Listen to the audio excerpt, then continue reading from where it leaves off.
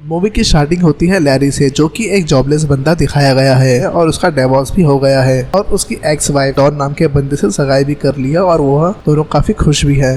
तभी वहाँ निक आ जाता है, जो कि लैरी और एरिका का बेटा होता है। निक और लैरी जब बात कर ही रहे होते हैं तब एरिका को ऐसा लगता है कि निक को लैरी के साथ नहीं रहना चाहिए, क्योंकि वह एक जॉबलेस बंदा है।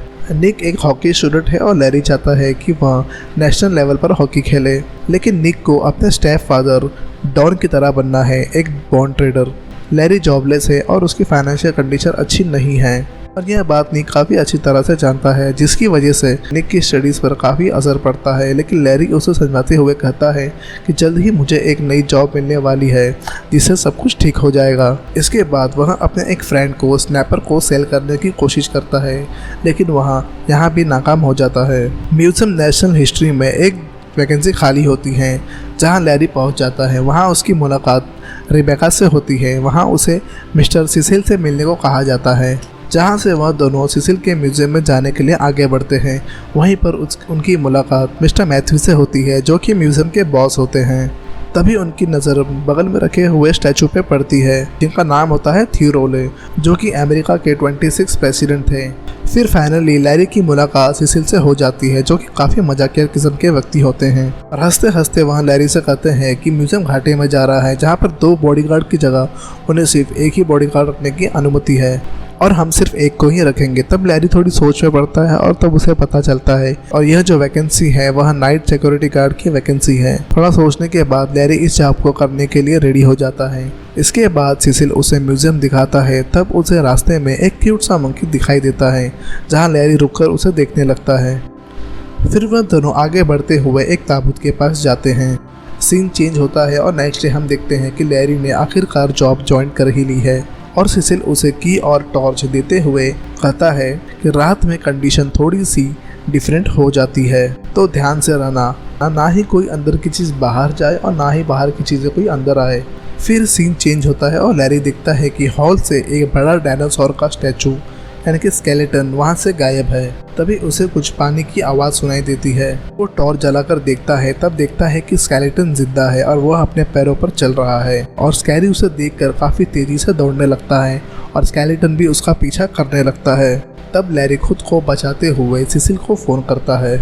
सिसिल फ़ोन उठाता है और उसे एक मैनुअल पढ़ने को बोलता है, जिस पर लिखा होता है थ्रो द बोन। तब यह पढ़ते ही लैरी एक हड्डी उठाकर जोर से फेंक देता है और खुद को वहां से बचाता हुआ भागता है। तभी अचानक उसके सामने डायनासोर आके खड़ा हो जाता है और अपने मुंह से हड्डी लैरी की ओर फेंकता है और उसे दोबारा फेंकने के लिए कहता है। लैरी वापस उस हड्डी को उठाकर फेंकता है और भागता है। लैरी पूरी तरह घबराया हुआ म्यूजियम में यहाँ वहाँ भागने लगता है और देखता है कि म्यूजियम पूरी तरह जिंदा हो चुका है। वहाँ रखी सभी चीजों में जान आ चुकी है।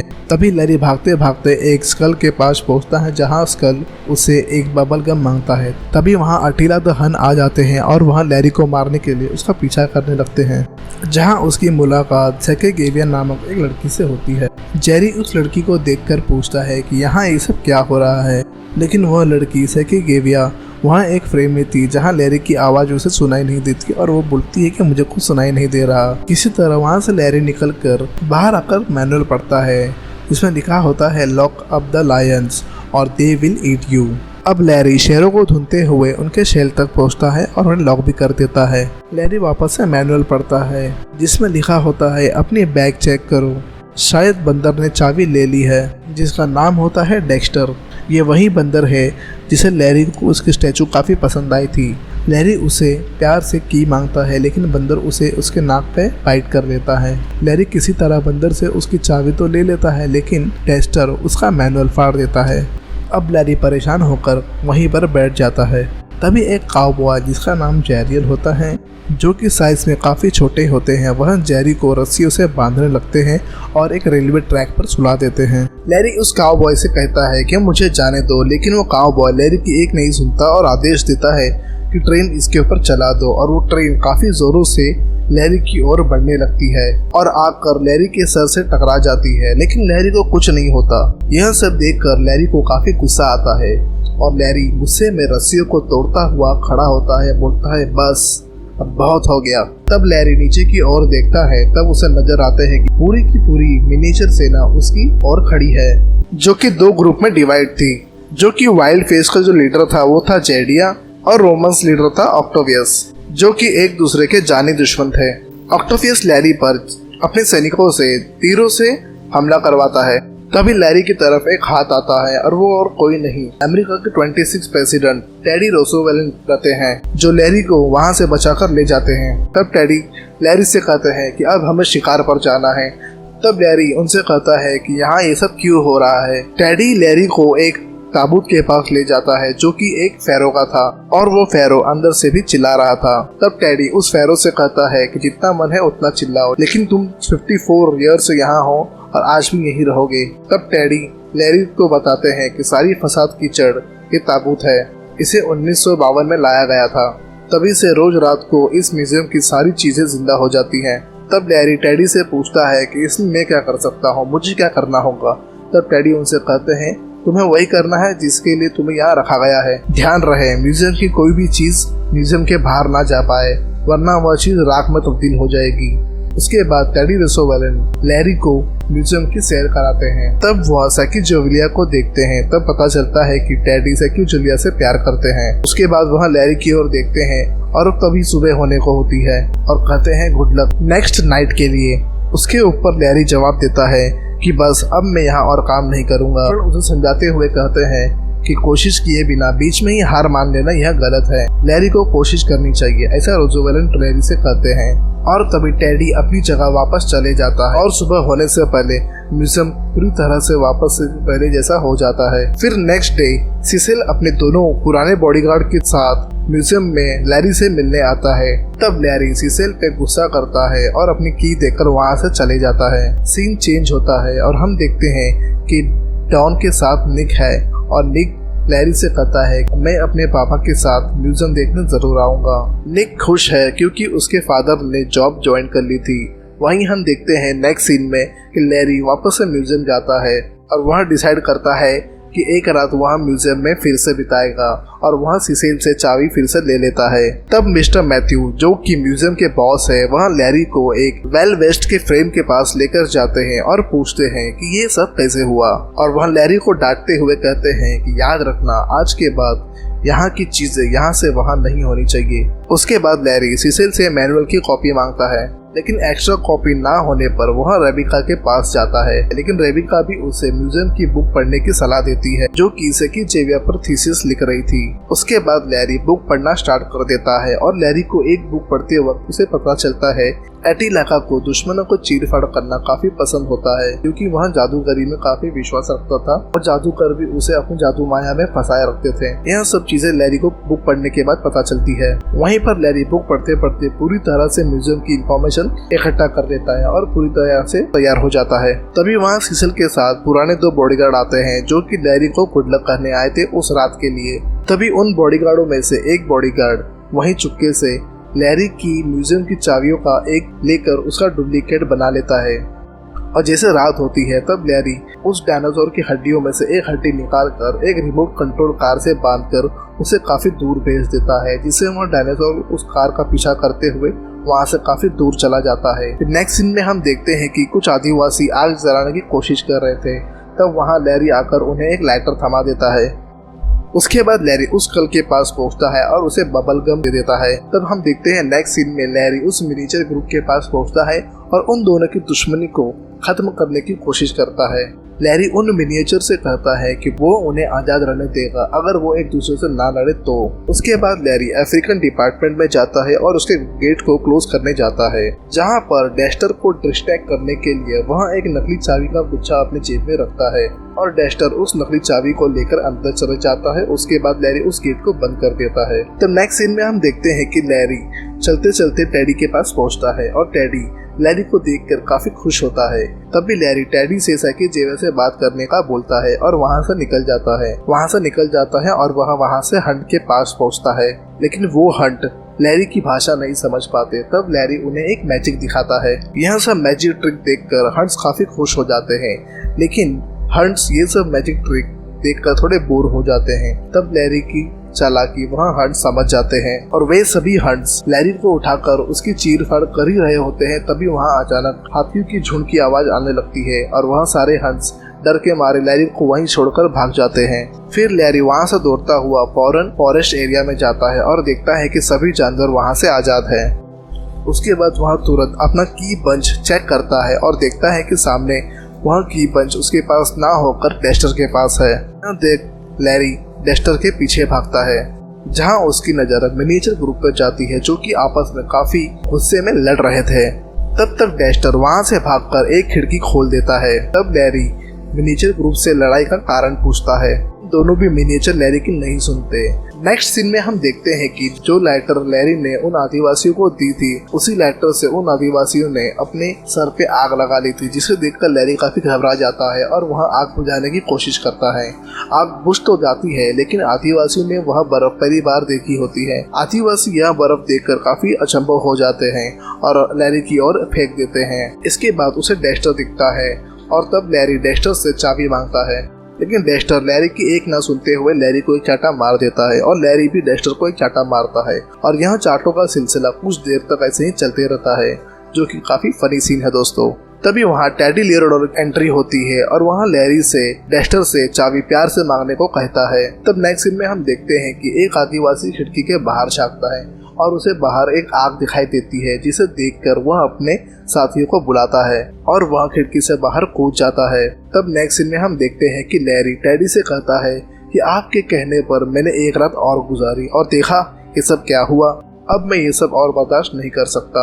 इतना कहकर वह वहाँ से जाने लगता है। तब रास्ते में उसे एक व्यक्ति उसे खिड़की की ओर इशारा करता है और लैरी जब खिड़की के बाहर देखता है तब उसे वह आदिवासी दिखाई देता है और सुबह बस होने को ही है। तब लैरी यहाँ देखकर घबरा जाता है और वहाँ से काफी तेज उस आदिवासी के पीछे भागने लगता है उसे पकड़ने के लिए। लेकिन तब तक सूरज निकल चुका होता है और देखते ही देखते वह आदिवासी एक राख में बदल जाता है और यहाँ देखकर लैरी काफी दुखी होता है और जॉब कंटिन्यू करने का डिसीजन लेता है।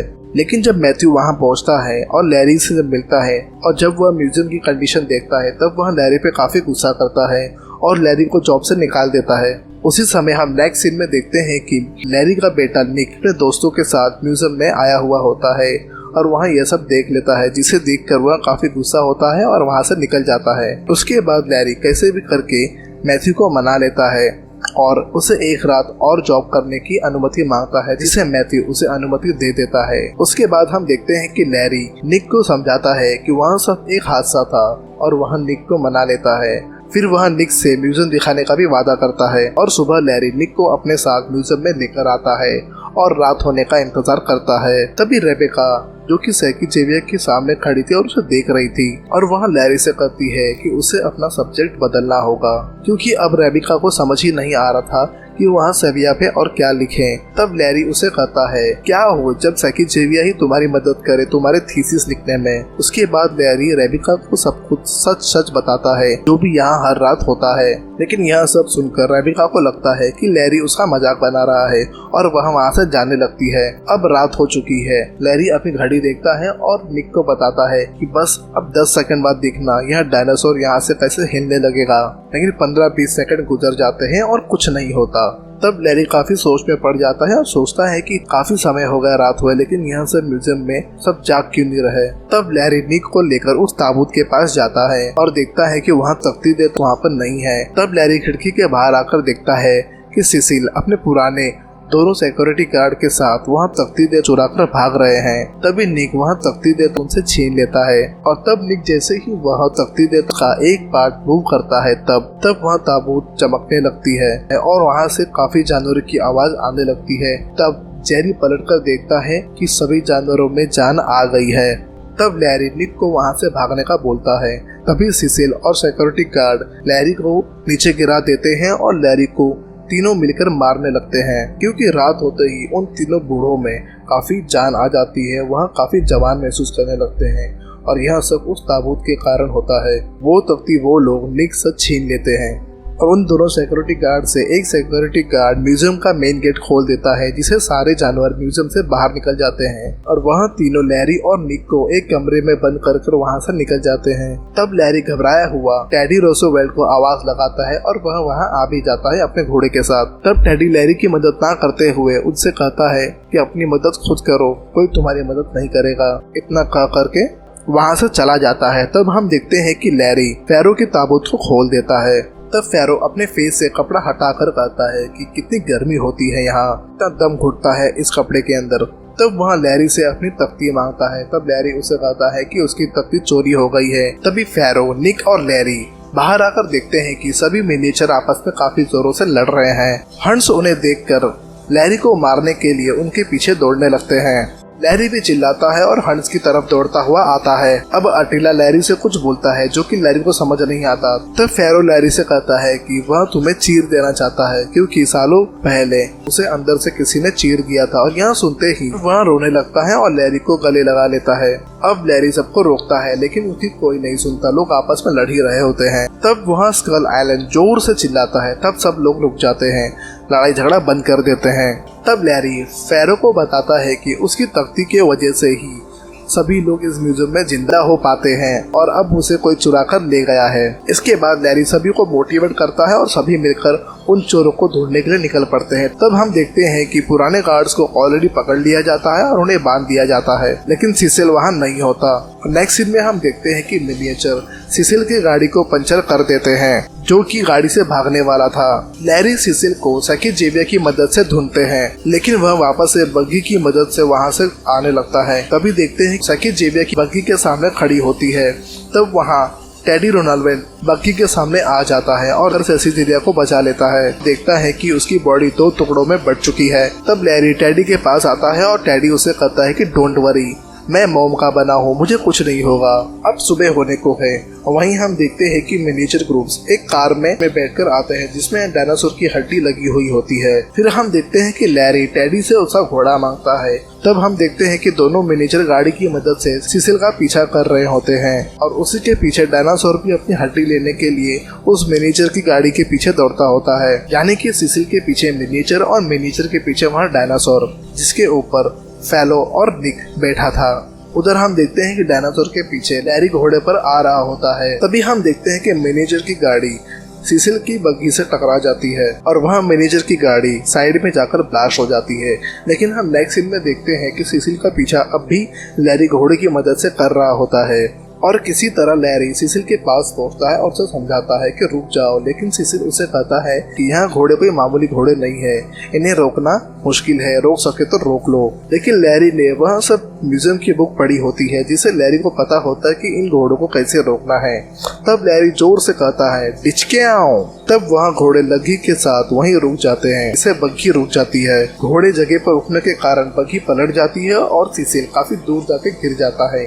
लैरी उसके पास जाता है और उसे वहाँ सिसिल से वहाँ तख्ती ले लेता है। तब लैरी अटीला से सिसिल को म्यूजियम भेजने को कहता है, लेकिन अटीला सिसिल का चीरफाड़ करना चाहता है जो कि उसका पेशा है। अटीला का यह बात सुनकर लैरी कहता है कि थोड़ा बहुत आप चीरफाड़ कर सकते हो, यह चलेगा। तभी हम देखते हैं कि टेडी को सैकिजेवियर ने जोड़ दिया है। वहीं नेक्स्ट सीन में हम देखते हैं कि लैरी फेडो को तख्ती देता है। वहीं फेडो कुछ मंत्र पढ़ते हुए तख्ती की ओर देखता है। तख्ती में से कुछ चमकने वाली लाइट निकलती है। सारे जानवर अपनी जगह वापस जाने लगते हैं उसी म्यूजियम में। तभी रेबिका वहाँ आती है और वह यह नजारा देखकर काफी हैरान हो जाती है और वह लैरी पर ट्रस्ट करने लगती है। तो वह लैरी के पास उस म्यूजियम में जाती है। तब उसके सामने टेडी और सैकिजेवियर सामने खड़े होते हैं और सैकिजेवियर को देखकर रेबिका काफी चौंक जाती है। अब हम देखते हैं कि सभी लोग म्यूजियम के अंदर है सिवाय उन 2 मिनिएचर्स के। तभी वो दोनों वहाँ आ जाते हैं जो कि काफी बुरी हालत में होते हैं, जिन्हें देख सब बहुत खुश है। अब हम देखते हैं कि सुबह होने ही वाली है। तब टेडी लैरी से कहता है चलो लैरी अब शाम को मिलते हैं। तब लैरी टेडी से कहता है कि म्यूजियम की यह हालत देखकर मुझे नहीं लगता कि मैथ्यू मुझे अब म्यूजियम में रहने की और इजाजत देगा। और देखते ही देखते सुबह हो जाती है और दूसरे दिन न्यूज चैनल पर उसी म्यूजियम के कारनामे की न्यूज आ रही होती है। और नेक्स्ट सीन में हम देखते हैं कि मैथ्यू जो कि म्यूजियम का बॉस है वहाँ लैरी से की और टॉर्च ले लेता है। जब दोनों बाहर जाते हैं तब वहाँ देखते हैं कि म्यूजियम लोगों से भरा हुआ है और यहाँ देखकर मैथ्यू काफी खुश होता है और मैथ्यू लैरी को वापस से जॉब पर रख लेता है और उसे की और टॉर्च वापस थमा देता है। नेक्स्ट डे स्कूल में हम देखते हैं कि निक अपने फादर का स्पीच दे रहा होता है और यह सुनकर काफी बच्चे उसके स्पीच पर ताली बजाने लगते हैं। तब निक कहता है कि वह बड़ा होकर अपने फादर लैरी जैसा बनना चाहता है। यह सुनकर लैरी बहुत ही ज्यादा भावुक हो जाता है। नेक्स्ट सीन में हम देखते हैं कि म्यूजियम में रात हो चुकी है और सभी लोग जिंदा हो चुके हैं और सभी तरफ लाइटिंग जगमगा रही है और सब पार्टी कर रहे हैं। सभी लोग खुश है और लैरी पलटता है और चुटकी बजाते हुए आगे बढ़ता है और हम देखते हैं कि चुटकी बजाते ही टॉर्च बंद हो जाता है और वहीं पर मूवी समाप्त हो जाती है। सो दोस्तों, कैसी लगी आपको यह movie night at the museum?